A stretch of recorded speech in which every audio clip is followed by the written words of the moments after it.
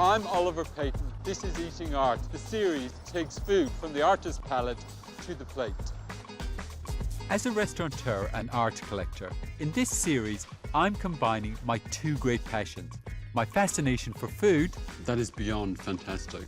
And my addiction to art. The beauty of this painting, the intensity of it, it's a masterpiece. For centuries, only paintings gave us a taste of what and how we used to eat. Everybody is off their heads here. So in this series, I'm traveling across Europe and North America on a journey to discover the history and the stories behind food on canvas. It's just amazing. Veronese must have been the punk of his time. Visiting the homes of the world's most prolific food artists and discovering how food was eaten at the time. There's a far more intense flavour than I was expecting. Plus, I'll be dropping in on the world's most acclaimed chefs who bring these great gastronomic artworks to life. This is an artist at work. Creating their own masterpiece on a plate.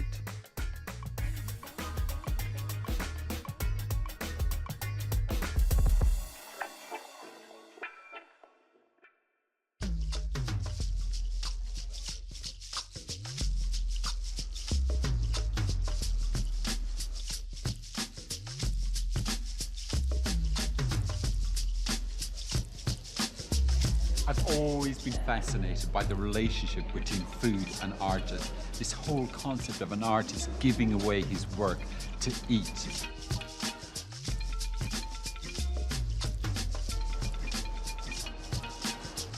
But why am I sitting here eating tapas? Well, there's one artist in particular that has always fascinated me. An artist whose passion for food was only surpassed by his passion for women.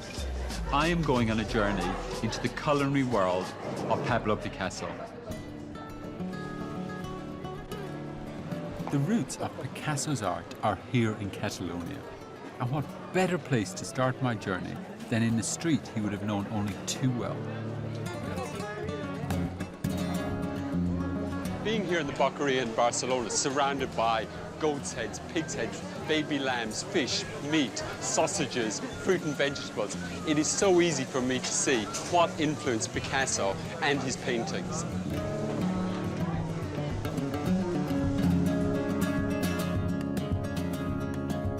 As a 16-year-old, Picasso was studying art at university. He also discovered a love of food and restaurants. This is Quattro Gats. He first came here to drink, socialize, and to sell his art. And it was here that the spirit of conviviality that he kept with him throughout his life was first expressed. Indeed, this was the first place he ever showed his art. Also, I deeply understand where Picasso came from. Finding freedom in Barcelona and in a place like this is just, you don't know what hits you. It's like this whole sense of there is another world out there. So what dishes would the young Picasso have eaten? And how strong an influence on him was Catalonian food and culture? To find out, I've come to restaurant El Casals, high in the mountains, an area where Picasso painted and loved for its rural simplicity. I'm meeting the owner of this bustling restaurant to sample some of his best Catalonian dishes.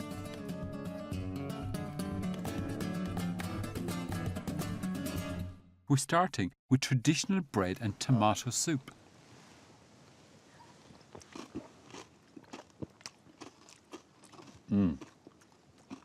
That's amazing. And now the salty sausage. That really has a feeling of the earth to me, that. It feels completely natural and beautiful. I gotta be honest with you, I sort of feel like I've died and gone to heaven here. This is my idea of paradise. I can see where the food comes from. This is supermarket nemesis. Catalonian food is strong, rustic and simple. Dish after dish comes to the table. These shapes and colours are a work of art in themselves. Okay, that's red mullet.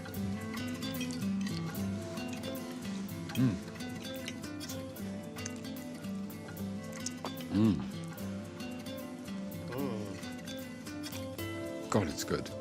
To me, everything that Picasso was formed in this region. You're right. Most of his friends, the people he started painting with, I mean, They were all Catalans. He really had no choice. I mean, he was surrounded by people with a strong Catalan idea.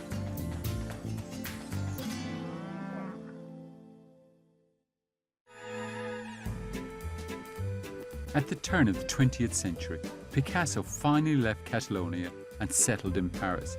He quickly became part of a group of like-minded artists and poets who loved to eat and drink and socialize.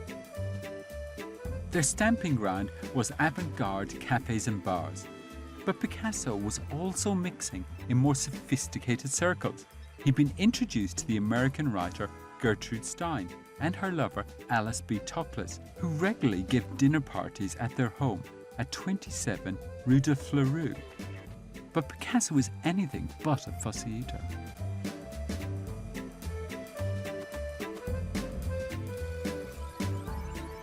I'm heading to Le Tombe restaurant to enjoy a meal of sea bass with Genevieve Laporte, who had a secret affair with Picasso in the 50s.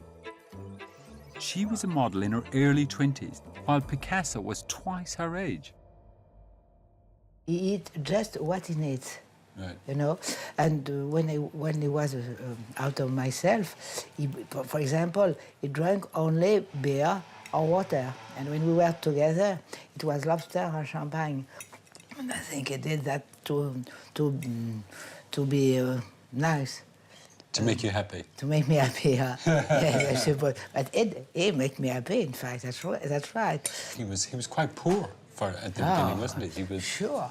He was very, very, very poor. You know, he lived in Montmartre, and he found in Montparnasse, near here, a restaurant we accepted to give him food without paying. So he walked from Montmartre to Montparnasse twice a day, and he said that when he came back from Montparnasse he found, he stick for exactly in the garbage, food for his cat. Everyone tells me that he had very simple taste in food. Yeah. He didn't like complicated food. And No. There was a Cuban meal that he liked very much, that did Ines, his housekeeper, that was rice, fried bananas, and fried eggs. It was very lovely because, you see, the rice was as a crown, and in the middle, the bananas, like that, and the eggs, he said that it was very lovely.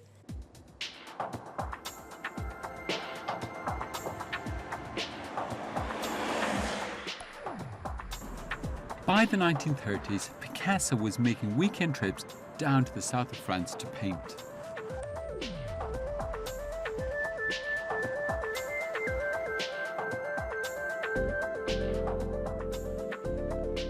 La Colombe d'Or is in the village of Saint-Paul-de-Vence.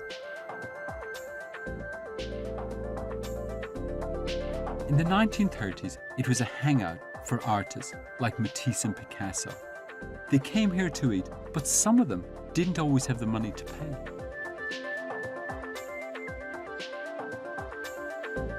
La Colombe d'Or's dining room can compare with any major gallery in the world. Works by Picasso, Léger and Matisse all adorn the walls. Many were donated to the restaurant, a true example of food and art inexorably linked.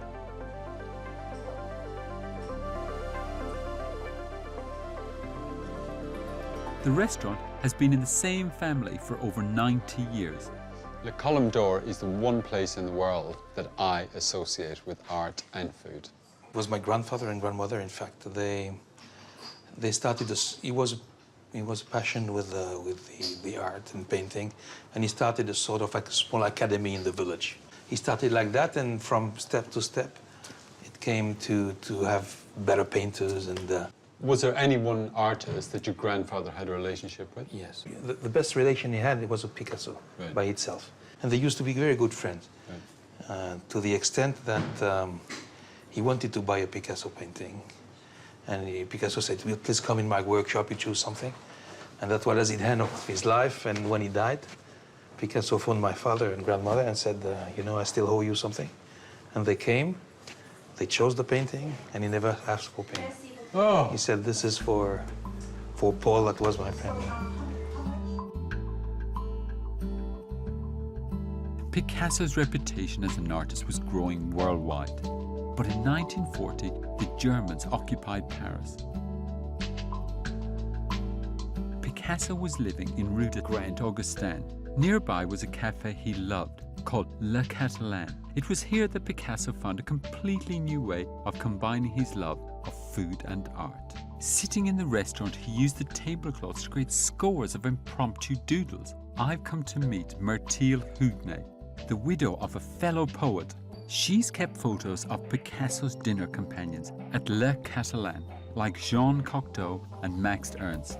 But more importantly, she's kept the table drawings themselves. I'm very interested to hear from someone who was there, you know, about how it was at Le Catalan and what it meant, particularly, you know, around the war, and you know how influential it was with so many people. The original Catalan restaurant was on Rue de Grand Augustin, just around the corner from Picasso's studio. It was a reasonably small place owned by a guy who indeed came from Catalonia. Dora Maar was with Picasso at this time until 1943, so I think he might have made a lot of these tablecloth drawings for her. De tout ce qui appartenait à Dora Maar, et on retrouve plein de. He's made the holes in this particular one by putting cigarette burns in the tablecloth. I really like this one. There are lots of them. That's a Picasso, and that one too. I'm not sure if Picasso did any tablecloth drawings before he started going to the Catalan. We put together the first exhibition of the tablecloths at Galerie Montréal in Paris in 1947. All these tablecloths were made before then. Et le Catalan, lui, le grand Catalan, c'est 47. On a beaucoup parlé, et donc c'est resté. Vous avez vu au dos de cette. But the artist didn't just use the tablecloths to draw on. Balthus drew on this menu from the Catalan too. I think they thought that was a good medium. On the back, you can see the dishes that were on the menu at that time. Ah. Et au dos, c'est un menu, voilà, c'est ça, au dos. Voilà, au dos, c'est un menu du Catalan. Yes, that's the Catalan's menu. But they wrote poems at the Catalan too.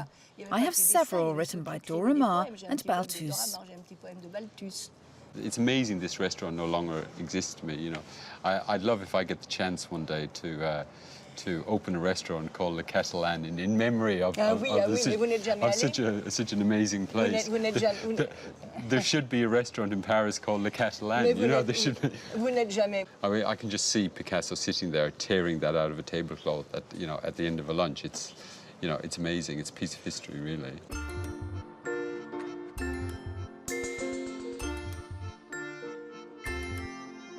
The German occupation enraged Picasso, but ironically, it would inspire one of his greatest paintings. He finished it here at his apartment in Rue de Grand Augustin. But to see it, I need to go to Los Angeles.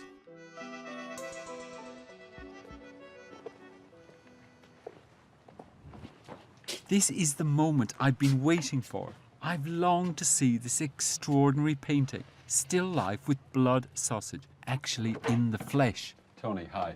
Oliver Payton. Very nice of you to drop by. Thank you. Well, thank you for inviting me. You're welcome. Come on in.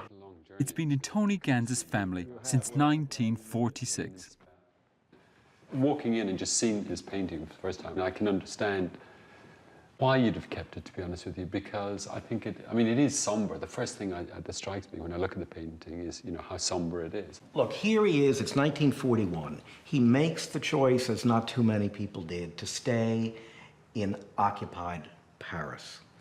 He could have left. He could have gone to England or even to America. It was a kind of purgatory. The occupation was a kind of purgatory for everyone who stayed in Paris in particular, but especially for people who did it by choice, as he did. I mean, he said at a certain point that the knives and forks at the bottom were like souls spilling out of purgatory. you know, you couldn't think of a more serious-minded, painful array of possibilities, beginning, of course, with the blood sausage itself, which has, you know, the quality of an eviscerated life laid out there, and then that huge, frightening, magnificent knife just underneath it. At the same time, you know, the thing is sort of mediated, I think, by the artichokes, which, you know, suggest the human heart as a kind of counterpoint to all this despair, and the cheese wrapped in newspaper. And the newspaper is, you know, sort of goes with the way, you know, you would buy cheese in Paris, be wrapped in newspaper. At the same time, I feel that the newspaper suggests a kind of engagement with the outside world. Then the whole thing is bathed in this light which really has the quality of an interrogation. I mean, the curtains on the left feel like blackout curtains. I mean, the whole thing feels like it's sort of hidden from view in the way of, you know, an occupation. And in particular, he felt, which has a primitive and very touching, poignant quality, I think, he felt a real direct attachment to kitchen utensils. He felt that they were members of the family. He wrote about this, that they had their own voice, or should, and that in this instance, he painted them because he felt that they could cry out in a way that the human voice could not in occupied Paris. So that, you know, adds another layer of, you know, of poignant meaning to what's going on at the bottom of the picture as they, you know, spill out of that drawer. Tony's father bought the blood sausage in America for $5,000. It's probably the greatest example of Picasso expressing such powerful emotions through food. Using blood sausage was such an unexpected and dramatic metaphor for Picasso. So to find out how he would have eaten it in his youth, I've come back to the mountains of Catalonia to Els Casals restaurant. What's inside it? To make it, they use ears, okay, the face of the pork, the stomach, and the most important ingredient is the blood. Do you think Picasso would have eaten that same recipe as a young person? Absolutely, absolutely. In other things, maybe we cannot be certain, but with this in particular, we can be certain that he ate it exactly the same way as we eat it today. But is, you know, blood sausages are you know, boudin noir or black pudding or however we describe it, is that a very important thing in Catalan culture? Oh, it definitely is. I mean, any type of sausages are present in our daily food, right. Okay? And this one in particular is one of the most loved sausages we have. Right. Now it's gonna do a fried egg, but not in the regular way. Yeah. It's gonna cook it with a lot of very hot oil. Right. And you'll see how the egg actually implodes himself. What type of oil? Olive oil. God, I've never had a fried egg in olive oil before. It's a new thing for me. It's amazing. This is a typical mushroom from the area. And this type of mushroom, we could also say that was eaten also by Picasso when he spent that séjour in the mountains. Okay. Because it's known that area. Now we see him preparing it with potato. I'm now going to try boule from Picasso's blood sausages, my favorite Picasso still life. I am very excited. I'm in Catalan, I'm eating blood sausages. What could be better?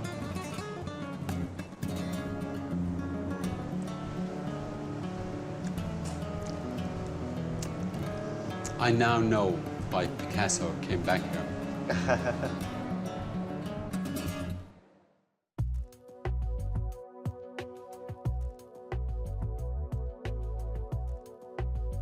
After the war, Picasso settled in Mougins in the south of France, a town famous for its clay pottery. Picasso's work took a different turn And once again, food was his inspiration.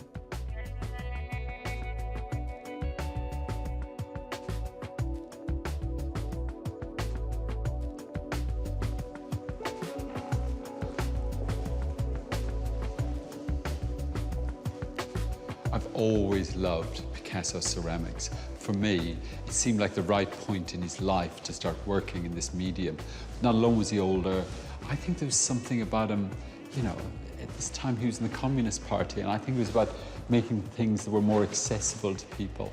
Even as a young person, I always felt that a Picasso ceramic was within my reach one day. So I have a very personal relationship with them. But also they feel very south of France. They feel like they are part of his life down here. You know, he had a very strong relationship with one pottery, and he produced a lot of them as well. And I think he wanted these to be made available to people. At least I hope so. So was this the culmination of Picasso's lifelong obsession with food? I'm meeting with Jean-Louis Andral, curator of the Picasso Museum. I'm fascinated by Picasso and ceramics. Can you just explain to me, what do you think the food means on the plate? Well, food is one part of the subject because Picasso is doing a work of art, but he's using a plate, a ceramic plate, designed and the main purpose for, you know, having food on it inside. So the fact that he's on the same level, you know, using the plate and putting, let's say, the food on it, it's also a game for him. And you can see in the few examples we have here how many different solutions he finds. And sometimes you forget even the plate because you have a napkin or something, and you don't see the plate, you don't see the form on the plate. You have the feeling to have a detail, you know, of a painting in a way.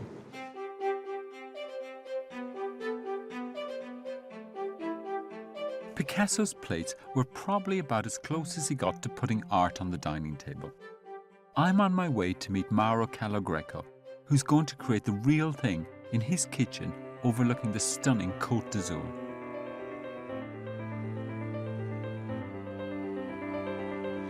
I'm looking forward to this. Thank you. My inspiration is Picasso. Okay. Colagreco's first dish is muscadini, or local octopus.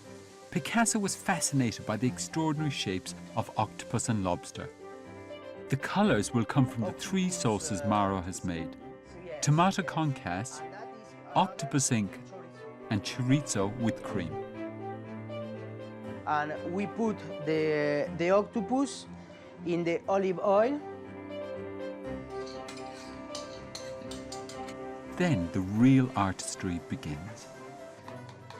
Now I put the colors. The black is a color that Picasso don't utilize a lot, but I love too much. It's my interpretation. This is a dish I'm sure Picasso would have adored. It looks stunning. Now I put the chorizo sauce.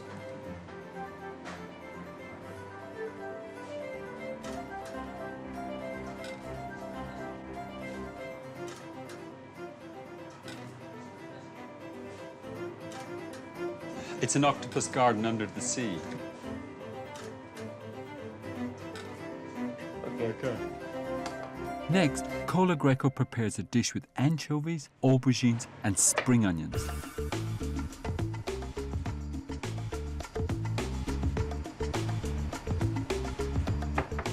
Colagreco's inspiration for this dish comes from two of Picasso's plates in the museum. One is yellow with the two tips of fish, Yeah. and the other with the eggplants.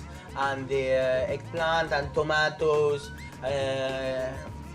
And with these two plates, I make one. Okay. Good. Olive oil, a pepper,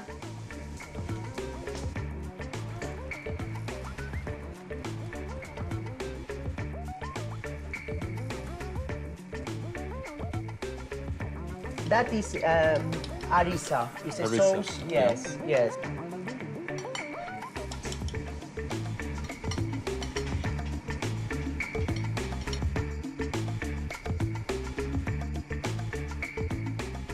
The shapes are almost like mini sculptures. You've used everything, haven't you? So you've used the end of the spring onion, you've used the whole fish, the whole eggplant. Yes, everything is whole. Yeah. Right. Let's try. 2 exquisite dishes inspired by Picasso and ready to be eaten. I'm starting with the octopus. I understand why you sort of thought about Picasso when you were making this. There's a color thing here as well, isn't there? It's sort of Mediterranean. The colors of the art is very, very important. That's amazing. It's good, huh? I mean, in some ways, it seems almost uncooked in a way. Do you know what I mean? It seems, it's so tender. It Yes. feels almost raw. It's like, great.